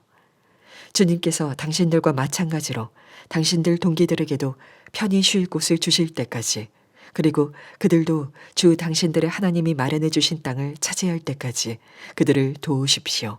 그런 다음에 당신들은 당신들의 소유지 곧 주님의 종 모세가 당신들에게 준 요단강 동쪽 해돋는 땅으로 돌아가서 그곳을 차지하도록 하십시오. 그들이 여호수아에게 대답하였다. 지금 우리에게 명령하신 것은 무엇이든지 다 하고 어디로 보내시든지 그리로 가겠습니다. 우리는 모두 모세에게 복종하였던 것과 같이 모세의 뒤를 이어 우리의 지도자가 되신 분께도 복종하겠습니다. 오직 주 하나님이 모세와 함께 계셨던 것과 같이 여호수아 어른과도 함께 계시기만 바랍니다. 여호수아 어른의 명령을 거역하고 지시하는 말에 복종하지 않는 사람은 누구든지 모두 죽임을 당할 것입니다. 여호수아 어른께서는 오직 굳세고 용감하시기를 바랍니다. 네, 하나님과 함께하는 비범한 여정 시리즈의 우리 세 번째가 되겠습니다. 하나님께서 우리에게 영적 유산을 주신 이유가 무엇인지를 우리 한번 오늘 말씀을 통해서 보고자 합니다. 여러분들에게 이 영적 유산이 어떤 것이 있으십니까? 그리고 하나님이 왜 그것을 여러분들에게 먼저 주셨는지를 여러분 오늘 말씀을 통해서 꼭 깨달으시기를 축복합니다. 여호수아가 드디어 두려움을 극복하고 두 가지 명령을 내리게 됩니다. 첫 번째는 양식을 준비하라는 거죠. 바로 이제 만나와 메추라기가 그쳤고 양식을 준비해야 합니다. 사흘 안에 요단강을 건너기 때문에 그렇습니다. 두 번째는 르우벤과 갓과 므낫세 반지파에게 형제들을 도우라는 것이죠. 다른 지파들이 유업을 차지할 수 있도록 도우라라는 명령을 내립니다. 자, 이 명령을 이해하시려면 민수기 32장과 신명기 2장 3장을 여러분 아셔야 되는데 거기에 이런 내용이 나와요. 1년 전쯤입니다. 모세가 죽기 이전인데요. 이스라엘 민족이 요단 동편 땅에 다다랐습니다. 근데 거기에 다른 민족들이 살고 있었어요. 아모리 족속과 바산 왕이 살고 있었기 때문에 하나님께서 그들을 물리치고 몰아내고 그 땅을 너희의 유산으로 삼으라는 겁니다. 그러니까 내가 그 땅을 너희에게 유산으로 줄 것이다. 그렇게 말씀을 하세요. 신명기 2장 31절이죠. 주님께서 나에게 말씀하시기를 보아라. 내가 시온과 그의 땅을 너에게 주었으니, 하나님이 주셨다는 거예요. 벌써 너는 이제부터 그 땅을 점령하여 유산으로 삼아라. 그래서 하나님께서 함께 하심으로 그 땅을 점령합니다. 그러자 르우벤과 갓과 오늘 이 므낫세 반지파가 그때 요청을 한 거예요. 이 땅을 저에게 달라는 거예요. 왜냐하면 이미 재산이 너무 많아요. 가축들이 많은데 이 요단강 동편이 이 목축하기 너무 좋은 땅이었습니다. 그래서 여기에서 우리가 정착할 수 있도록 주십시오. 요청을 하니까 처음에 모세가 좀 난감한 표정을 지으면서 거절을 해요. 왜냐하면 좋긴 하지만 너희들이 여기 머물러 있으면 다른 지파들도 머물러 있으려고 하지 않겠느냐. 그러니까 안 된다라는 거예요. 그때 이 세 지파가 약속을 하죠. 저희가 여기를 얻게 되면은 나중에 그 정복전쟁을 할 때에 우리가 함께 건너가서 우리가 더 앞서 가서 우리가 그 땅을 얻을 수 있도록 돕겠다라는 거예요. 그 약속을 하고 그 조건으로 그 땅을 얻게 되는 것이 바로 1년 전쯤의 사건입니다. 자, 근데 시간이 지났어요. 상황이 바뀌었습니다. 모세가 죽었어요. 약속했던 모세가 없어졌습니다. 이들은 땅을 차지했습니다. 게다가 그 약속을 지키려면 여러분 오늘 본문에도 나와 있지만 14절에 그 아이들과 그 재산을 두고 건너가야 되는 거예요. 정복 전쟁이 10년 이상 걸리는데 그 시기에 이 누가 쳐들어와서 그 가족들을 해치면 어떡해요? 그런 위험성이 있죠. 게다가 선봉으로 서야 됩니다. 그러니까 여러 가지 약속은 했지만 굉장히 부담스러운 약속을 사실은 했었던 겁니다. 이들은 광야 2세대입니다. 광야에서 태어났기 때문에 집이 없이 살았던 사람들이에요. 아마 광야에서 가장 먼저 태어난 사람을 치면 39년에서 거의 40년 가까이 나이가 되었을 겁니다. 한 번도 안식을 취해본 적이 없는 세대입니다. 그러니 땅이 이미 주어졌는데 무엇하러 전쟁을 다시 가겠어요? 여러분 같으면 가시겠습니까? 아마 마음이 좀 바뀌실지도 모릅니다. 사람은요, 화장실 들어갈 때와 나올 때가 다른 거예요. 가기 전에는 막 제발 좀 이러면서 나올 때는 이제 마음이 싹 달라지는 거죠. 이게 보통 사람의 본성입니다. 누가복음 17장에도 보면 10명의 나병 환자가 자기를 고쳐달라고 예수님께 그렇게 요청을 해요. 저희를 치료해 주십시오. 너무 괴롭습니다. 그러니까 예수님께서 그들을 긍휼히 여기시고 어떻게 하죠? 가라. 제사장들에게 몸을 보이라. 그들이 그걸 믿고 가는 도중에 병이 났습니다. 근데 그 중에 한 명이 예수님께 돌아와요. 하나님께 찬양과 감사를 올려드려요. 그랬더니 예수님이 하신 얘기가 뭐예요? 나머지 9명 어디 있냐? 9명을 찾더라는 거예요. 마땅히 그들도 와서 하나님과 감사 영광을 돌려야 할 텐데 9은 어디 있냐는 거예요. 이게 사람의 본성입니다. 우리에게 하나님이 많은 것을 주시고 유업을 주셔도 우리 마음이 바뀔 수가 있어요. 그때는 간절했지만 이미 그것을 받고 난 다음에는 우리 약속 같은 거 잊어버릴 수가 있는 것이 우리 인간의 본성입니다. 그런데 참 귀한 건 뭐냐면 오늘 이 세 지파가요 그 약속을 지키겠다라고 하는 거예요. 자, 16절에요. 그들이 여호수아에게 대답하였다. 지금 우리에게 명령하신 것은 무엇이든지 다 하고 어디로 보내시든지 그리로 가겠습니다. 이들은 형통의 비결을 아는 자들입니다. 지난주 형통의 비결 3가지 얘기했잖아요. 3번째가 무엇을 말씀하시든지 그대로 행하라. 그럼 너희가 형통하게 될 것이다. 약속하셨잖아요. 이들은 이미 그 형통의 비결을 알고 있었어요. 왜냐? 이들의 부모 세대가 어떻게 죽었습니까? 광야에서 죽었어요. 뭐 하다가? 하나님 말씀에 거역하다가. 신명기 9장 23절이죠.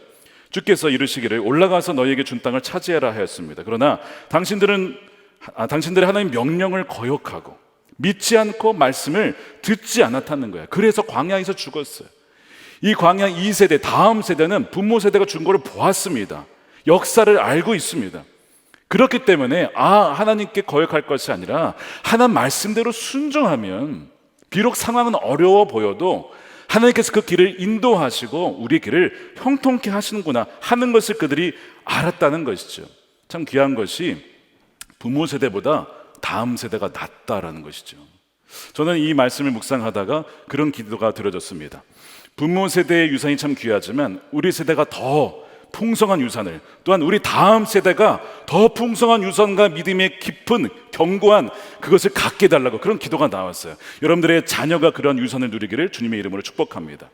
이 세대들이 지금 그런 고백을 드리는 거예요. 얼마나 감사한 일인지 몰라요. 자, 그러면 이들이 지금 얻은 유산이라고 하는 것, 유업이라고 하는 것이 무슨 의미냐?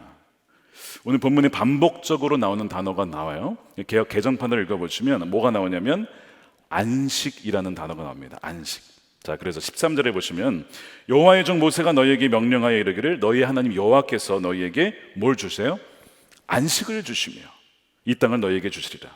그러니까 땅의 의미는 단지 어떤 재물만이 아니고요, 안식을 주신다는 것입니다. 15절에 여호와께서 너희를 안식하게 하신 것 같이 너희의 형제도 안식하며 그들도 너희 하나님 여호와께서 주시는 그 땅을 차지하기까지 하라는 거예요. 그러니까 안식은 쉬는 것이죠.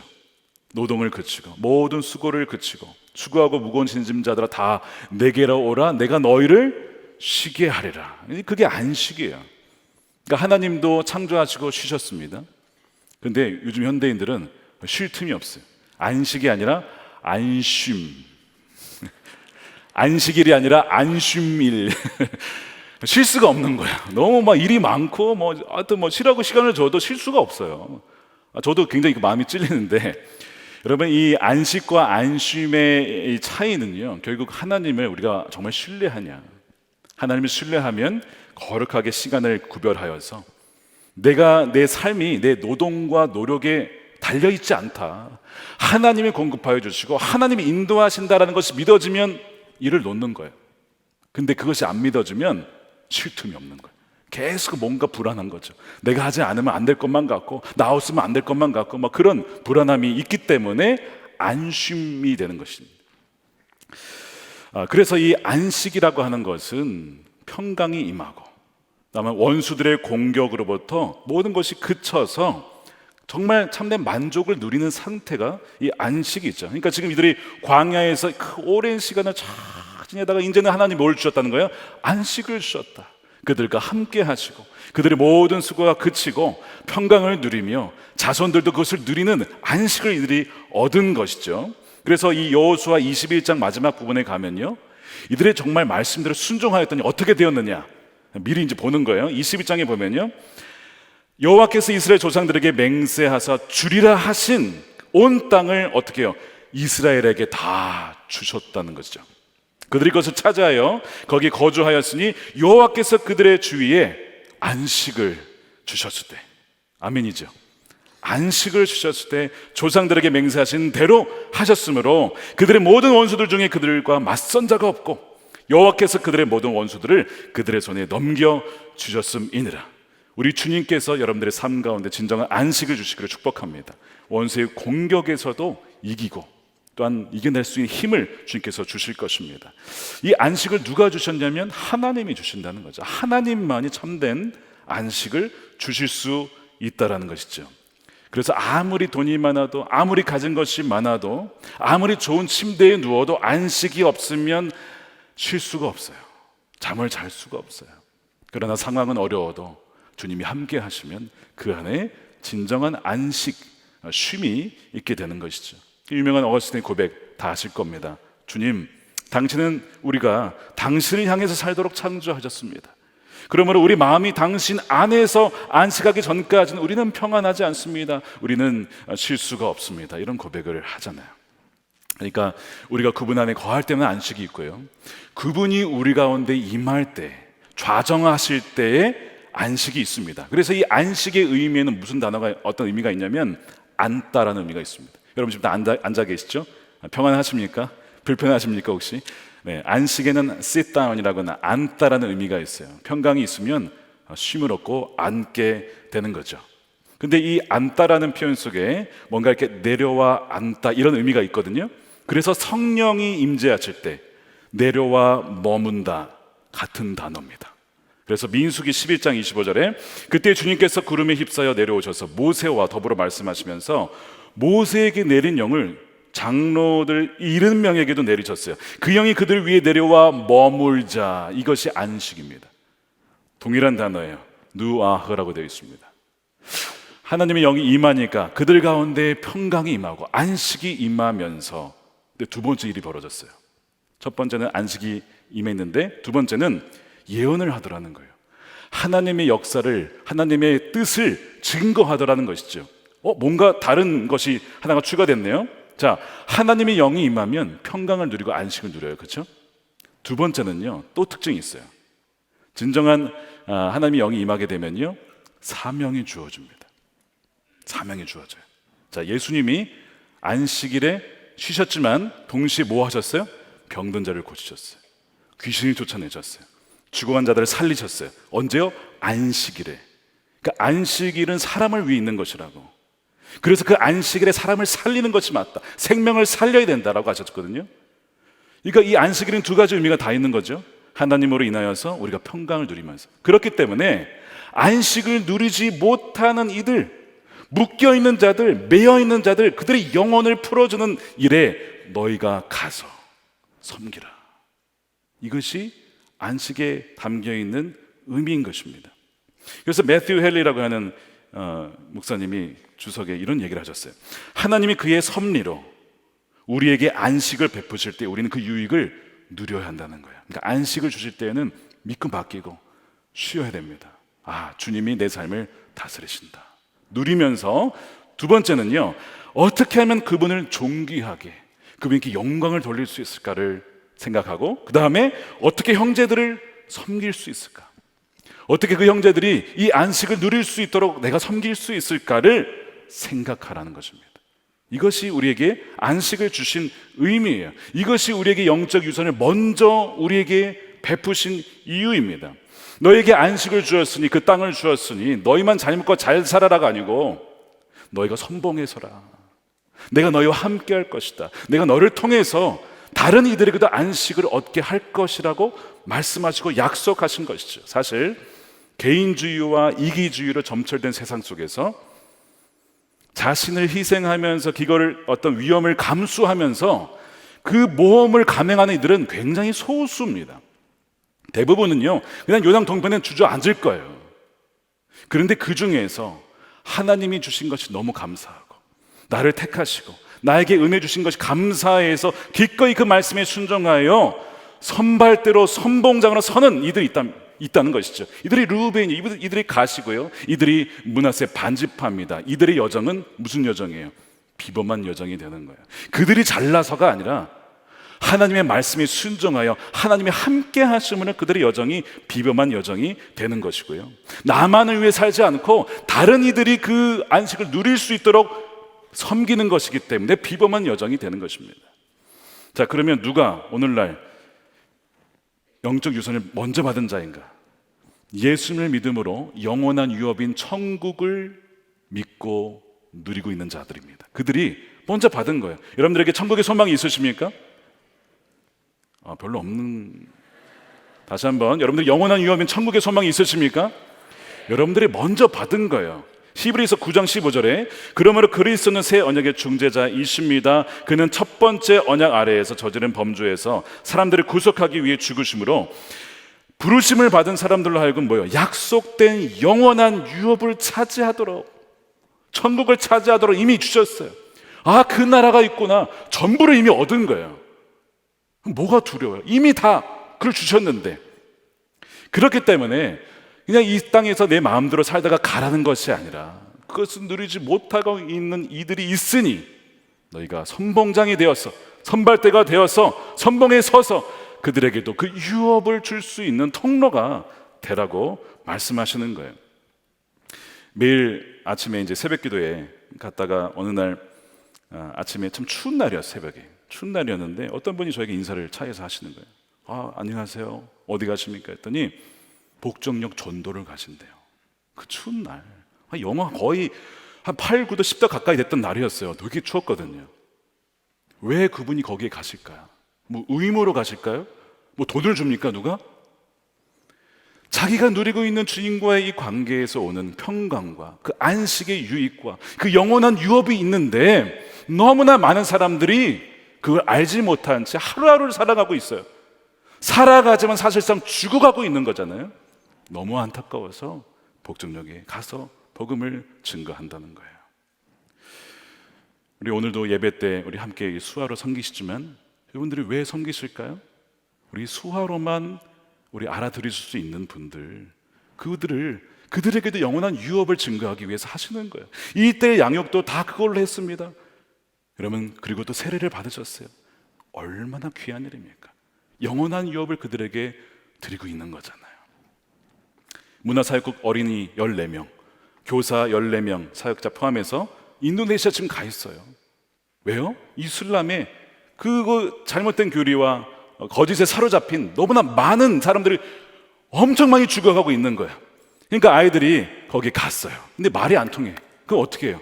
문화라고 하는, 전 세계 공통어죠. 문화라고 하는 언어를 통해서, 퍼포먼스를 통해서, 공연을 통해서 복음을 증거하러 간 거예요. 왜냐하면 그들이 죽어가니까. 예수 그리스도가 그분을 위해서도, 그들을 위해서 죽었다라고 하는 것을, 그리고 살아나셨다, 영생을 주셨다라는 것을 증거하기 위해 그들은 지금 거기 가 있는 것입니다. 뭐죠? 선봉장이 되어서, 루벤이 되어서, 가츠파가 되어서 아이들이 지금 섬기고 있는 것입니다. 누가 또 영적 유산을 받았는가? 부부 중에 한쪽을 먼저 믿은 경우 있잖아요. 먼저 유산을 받은 거예요. 그럼 배우자에게 증거하라는 것이죠.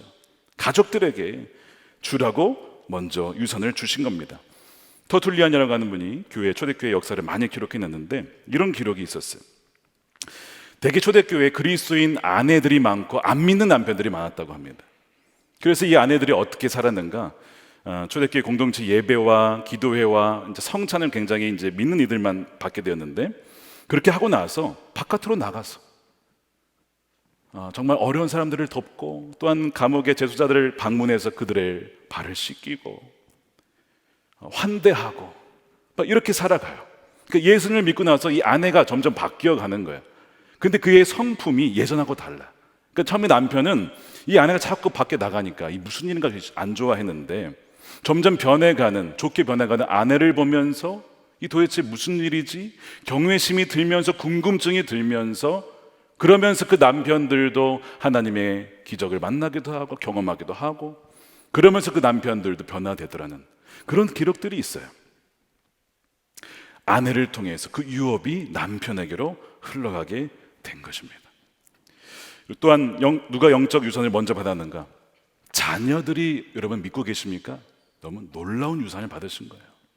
부모는 믿지만 안 믿는 자녀들 굉장히 많거든요. 근데 여러분들이 지금 자녀가 믿고 있다, 어마어마한 유산을 지금 받은 겁니다. 오늘 14절에 보시면 당신들의 아내들과 어린 아이들이 어디에 있겠대요? 동편 땅에 머물러 있으라. 그들에게 유산이 주어진 거예요. 그러므로 당신들은, 용사들은 무장을 해서 도우라는 거예요. 당신들은 유산을 받았지만 자녀들이 아직 유산을 받지 못한 너무나 많은 지파와 가정들이 있기 때문에 여러분들이 가서 그들을 위해서 기도하고 섬겨주라는 거예요. 작년 10월 1일 임원 훈련 때 숫자로 보는 교회라는 프레젠테이션이 있었어요. 숫자가 많이 나왔습니다. 이게 무슨 의미일까요? 무슨 의미일까요? 하는데 한 번은 숫자 2가 나왔습니다. 뭘까요? 작년에 5월 달에 교사 모집 광고를 했습니다. 몇 주간 쫙 해서 모집된 교사 숫자 2명. 이거예요. 충격이죠. 막, 야, 어떻게 이럴 수가 있나. 막, 저도 충격받고 다 충격받았어. 어떻게 이럴 수가 있나. 나중에 막 경례해서 한 160여 명이 지원하셔서 얼마나 감사한지 몰라요. 뭐 그런 일이 있었고요. 직분자, 그러니까 집사님 이상 임원분들 중에 봉사하지 않는 분들이 거의 50%. 그러니까 코로나를 지나면서 약간 그런 것들이 더 심해진 것 같아요. 저는 믿기를, 이분들이 가정에서나 직장에서나 본인이 있는 곳에서의 어떤 선교적인 삶을 사시느라 그럴 것이다라고 저는 믿고 싶습니다. 좋은 쪽으로 생각하는 게 좋죠. 아무래도 그렇게, 그것도 너무 중요한 사역이에요. 그렇게 나가야 되거든요. 그런데 만일 그것도 아니고 이것도 아니다, 그럼 뭐예요? 요단 동편에 그냥 눌러 앉은 거죠. 하나님이 그렇게 많은 유산을 주었는데 먼저 주었고, 하나님이 다 주신 거예요. 하나님이, 내가 한 게 아닙니다. 하나님이 그렇게 주셨잖아요. 그런데 왜 요단 동편에 머물러 있느냐는 것이죠. 그래서 히브리서 4장 1절 6절에 보면요, 아무리 들어갈 안식이 남아 있어도, 또한 기쁜 소식을 먼저 들었어도 순종하지 않으면 그 유업이 자신의 유업이 되지 못한다라는 거죠. 여러분 잘 생각해 보세요. 하나님이 주신 유산들, 귀한 걸 많이 있으실 거예요. 적어도 하나 이상은 있으실 거예요. 그러면서 하나님께 혹시 약속하신 거 있지 않으세요? 하나님, 저 이렇게 할게요. 여러분 지키셨습니까? 벌써 너무 오래돼서 기억이 안 납니까? 여러분 기억하셔야 됩니다. 하나님이 다 알고 계세요. 내가 이렇게 베풀었는데 너가 그것을 잊고 있다라고 하는 거죠. 누가 또 영적 유산을 받은 자입니까? 대한민국 그리스도인들이에요.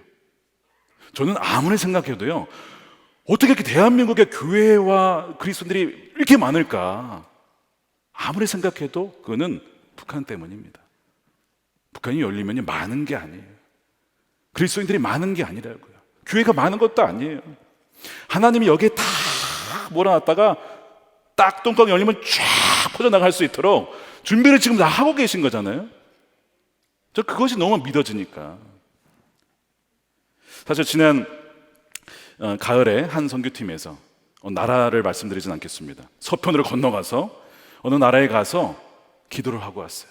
왜냐하면 탈북자들 루트가 다 막혀 있어요. 지금 들어오질 못합니다. 막혀 있습니다. 주님, 이 막힌 곳을 열어주십시오. 뚫어주십시오.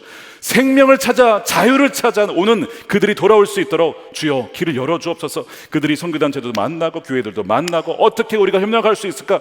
그것을 하기 위해 거기 갔는데요. 이들이 시간이 남아서 갔을까요? 재정이 남아서 갔을까요? 할 일이 없어서 갔을까요? 아니죠. 하나님이 우리에게 먼저 영적 유산을 주신 이유는 그 북한을 위해서 주셨기 때문에, 지금 내가 할 수 있는 순종의 일이 뭐냐, 그거라고 느껴졌기 때문에, 믿어졌기 때문에 간 거예요.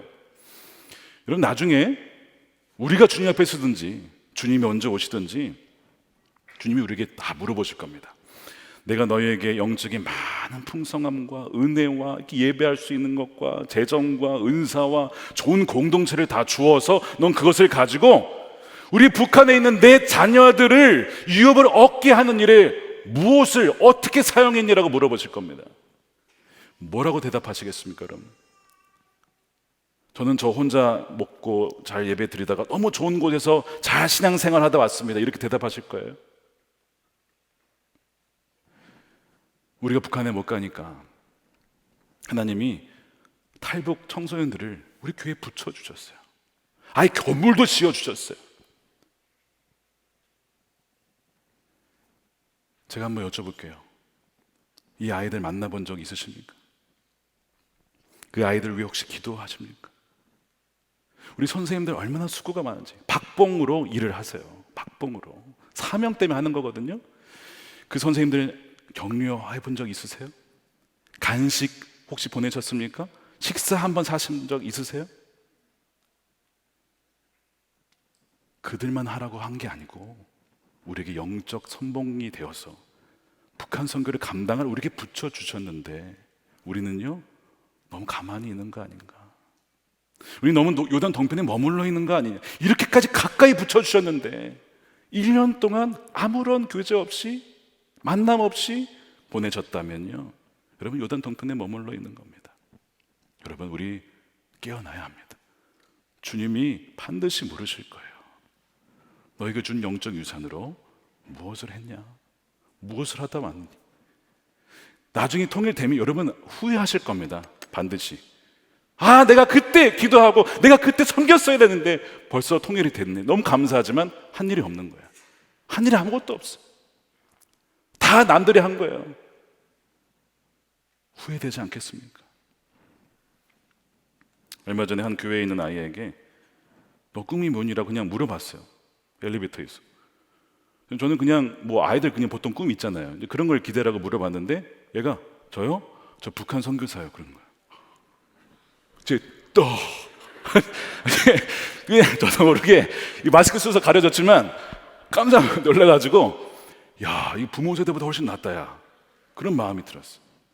너무 감사하더라. 야, 지금도 이런 아이들이 있구나. 그래서 그 이후로 그 아이를 위해서 기도를 하기 시작했습니다. 주님, 아이가 북한 선교사로 준비를 하고 있습니다.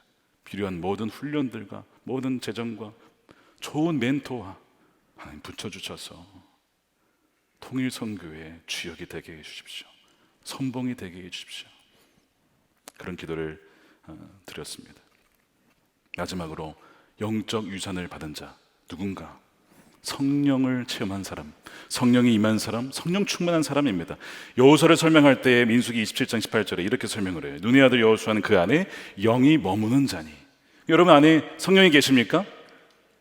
안 계신 분들이 더 많이 계신 거예요. 다시, 여러분 안에 성령이 계십니까? 성령을 체험하셨습니까? 여러분들이 여호수아예요. 자, 여호수아는 정탐을 먼저 갔어요. 그러니까 갈렙을 제외하고 여호수아만이 유일하게 이 가나안 땅을 가본 사람이죠. 그러니까 하나님이 딱 택하셔가지고 너가 선봉이 되어서 이 지파 사람들을 다 끌고 가서 그들이 유업을 얻을 수 있도록 하라는 거예요. 그 사명을 주셨어요. 여러분들이 성령을 받은 것이 괜히 받은 게 아닙니다. 다른 이들이 성령을 누리고 성령의 인도함을 받고 날마다 그분의 이끌림을 받아서 하나님의 뜻이 이 땅 가운데 임하도록 순종하라고 여러분들에게 성령을 부어주시는 거예요. 저는 지난 금요 성령 집회 때 성령의 임재가 강하게 임했습니다. 저는 근데 그 임재가 있을 줄 어느 정도 알았어요. 왜냐? 지난 주 중에 말씀을 준비하는데요, 그 말씀을 준비하다가 2번이나 정말 펑펑 울었어요. 거짓말쟁이에 넘어진 데 또 넘어지고 죄진 데 또 짓고 하는 그 아브라함의 모습이 꼭 저와 같았는데 하나님 뭐라고 하시냐면 그의 허물은 다 가리시고 그는 선지자다 하시는 그 은혜가 너무 감사해서 설교를 쓰다가 말고, 주님 감사합니다, 감사합니다, 주님 그 은혜에 너무 감사합니다고 막 그 임재 가운데 두 번이나 그렇게 했던 그 말씀이에요. 그래서 하나님께서 뭔가 은혜를 주겠구나 하는 걸 알았는데, 아니나 다를까 설교 후에, 찬양하기 후에 이미 기도 전파하기 전에 이미 성령의 임재가 쫙 곳곳에 사람들이 흐느껴 울면서 그 은혜에 감격하고 있는 모습을 보았어요. 먼저 주신 것은 그걸 통해서 다른 이들에게도 그것을 주라고 주신 거거든요. 근데 이유가 또 하나 있었어요. 지난주 금요일에 달랐던 것이 중보 기도들이 많았습니다. 7시부터 먼저 건너와서 중보 기도를 그렇게 눈물로 기도하며 교회를 위해서, 또한 팀을 위해서 참여할 성도들을 위하여서 억눌리고 매여있고 그렇게 힘들어한 자들이 안식을 누리게 해주십시오, 자유를 누리게 해주십시오, 주님을 경험하게 해주십시오, 그렇게 기도를 했는데요. 오늘 중보기도들 엄청 많네. 제가 예배 전에 그걸 보았는데 다 이유가 있었던 거예요. 그들의 섬김으로 그 예배가 그렇게 달랐던 것이죠. 여러분 혹시 몸이 불편하십니까? 그런 분들 계실 거예요. 기도할 수 있잖아요. 기도의 선봉장 될 수 있죠. 얼마나 귀한 일인지 몰라요. 사랑하는 여러분, 영적 유산이 있다면 거기에는 안식도 있지만 또한 사명이 있는 것입니다. 아직 안식을 누리지 못한 이들이 너무나 많아요. 믿는 것 같지만 불안하고 두려워하고 또한 자기만을 위해서 살아가는 이들이 너무나 많습니다. 한국교회가 왜 비판을 받습니까? 이기적이다, 자기만 한다. 우리는 이제는 베풀고 섬기고 희생하는 원래 그리스도인으로 돌아와야 돼요. 우리는 못하죠. 그런데 뭐래요? 하나님이 함께 하시면, 그분의 영이 임하시면 그분이 우리를 인도하시고, 우리의 삶은요 참 평범하지만 그분이 함께 하시면 뭐가 돼요? 비범한 여정이 되는 거예요.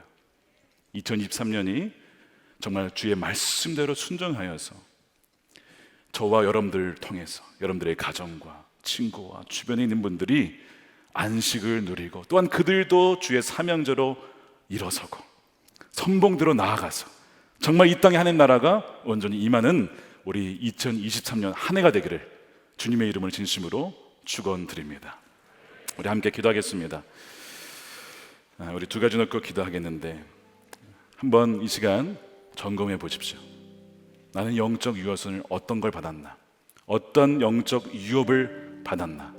예수님을 믿은 거, 천국을 소망을 가진 거, 성령을 체험하고 성령의 충만함과 은사와 좋은 공동체, 교회, 멘토, 여러분 어마어마하게 많아요. 왜 이것을 우리에게 먼저 주셨을까? 나만을 위해 주신 거 아닙니다. 선봉대로 서라는 것입니다. 선봉으로 서라는 거예요. 여전히 많은 이들이 묶여 있어요. 두려워합니다. 염려합니다. 걱정합니다. 하루하루 살아가기 힘들어합니다. 목숨을 끊고 자는 이들도 많습니다. 방황하는 청소년들도 많고요. 성적 때문에 목숨을 끊으려고 하는 청년들이 얼마나 많은지, 직장을 갖지 못해서 힘들어하는 친구들도 많고, 안식을 누리지 못한 이들이 너무나 많다. 주님, 우리를 보내주옵소서.